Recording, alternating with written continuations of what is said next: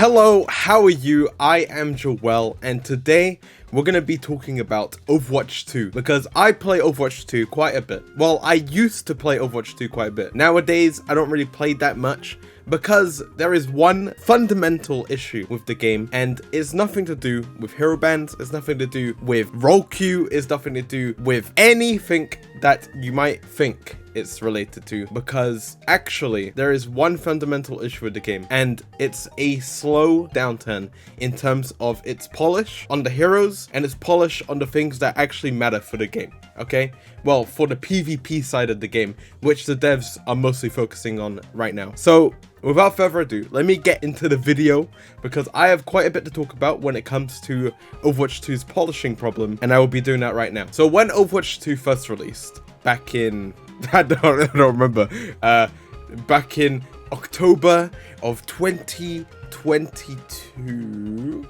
maybe, I think that was it. When Overwatch 2 first released, the game looked alright. It looked pretty good. I did enjoy the change from 6v6 to 5v5. It streamlined the experience, made it much more manageable for viewing in terms of Overwatch League, but also in terms of playing, in terms of actually the chaos on the battlefield of the game. 6v6, you know, forever missed. I will forever miss 6v6, but 5v5, I will deem that an improvement, okay? The entire game, when it was first released, felt completely polished. There were some issues in terms of Torbjorn and Bastion having to be removed from the game, but besides that, the game felt polished. The sound was good, the graphics were good, the gameplay was good, the balancing, like, besides the Bastion and Torbjorn, was actually good, and it was pretty impressive. The new heroes that released, Sojourn, Junker Queen, and Kiriko, the 3 new heroes, 1 per role. Sojourn as a hero, fun to play, a little bit overpowered at the start, but that's a little bit of an understatement, okay?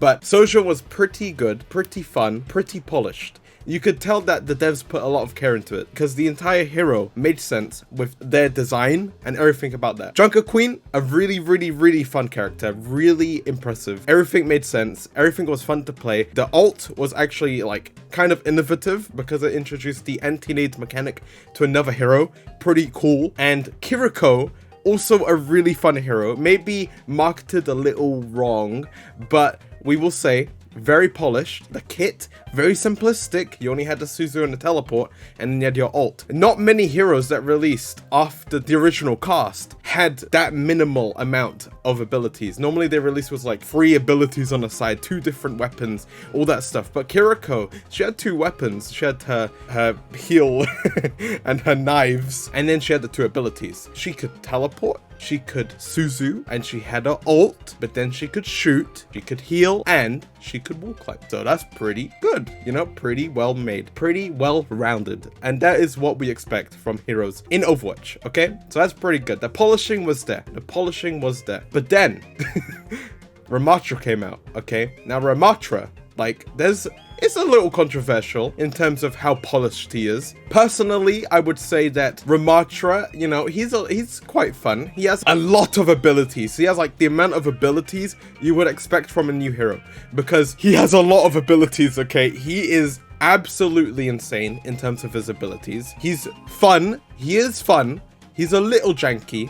Just a little bit, okay? He's a little rough around the edges, because like your Omnic form is only there to wait for your Nemesis form. The only reason you are in your Omnic form is because you don't have your Nemesis form yet. And, you know, that's like the main issue with him. His ult, a little easy to use, of course, but sometimes it's impactful, sometimes it's not. If you pair it with the Nano, really good. But the main thing is, the character was polished. The character felt polished. Maybe a little less polished than the main 3, but you could see there was some polish there. He made sense, his designs were cool, and everything was great. Now, now you get on to Lifeweaver. This is the main reason I made this video. In light of everything that's happening right now, Lifeweaver is perhaps the least polished hero that has ever been released to Overwatch.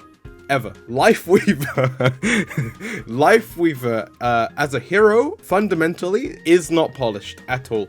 It feels like they got like a dart, and they had a dartboard with different abilities on it. They threw the dart. I was like, which one did that land on? A pull ability for Lifeweaver.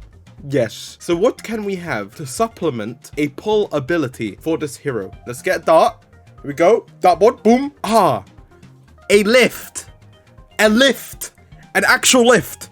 An actual lift. It's a great idea. It's a great idea. Yeah, I have to agree. You know, really, really nice idea. I agree. Really good idea, Blizzard. But how is that good for a hero that has a pull? I know you can lift yourself up and then pull on the platform, but people are just gonna walk off. And then you give him at launch. This ability is now removed. Okay, you give him at launch an ability that heals the enemy if you die. So if there is a diver, say a Genji, a Sombra, or a Tracer, and you kill the Life Weaver, you get a reward. It's really good for the diver, okay?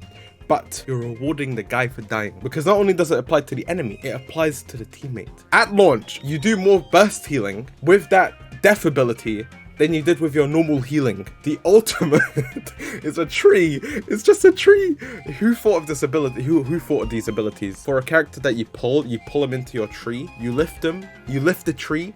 You know, it sounds great, but the polish was not there. And the reason why I'm making this video is because of Life Weaver. There is a trend. The Blizzard is setting a trend, and it's very scary. Echo, before Overwatch 2 release, was pretty cool. When Overwatch 2 came, we had 3 pretty good, polished heroes. Then Ramacho came, slightly less polished. And then Life Weaver, completely bad. Like really bad, not polished. And Invasion is coming, okay? When I'm uploading this video, Tuesday, it is Tuesday, Invasion is coming in 2 days. When Invasion comes, I guarantee that the hero will be polished. It will be polished. They're working for this amazing release. Life Weaver was just like a side thing. This is the main event, okay? When Invasion comes, the hero that will come with the release will be polished. I don't know how polished, but it will probably be more polished than Life Weaver. It will be another support, of course, but it will be more polished.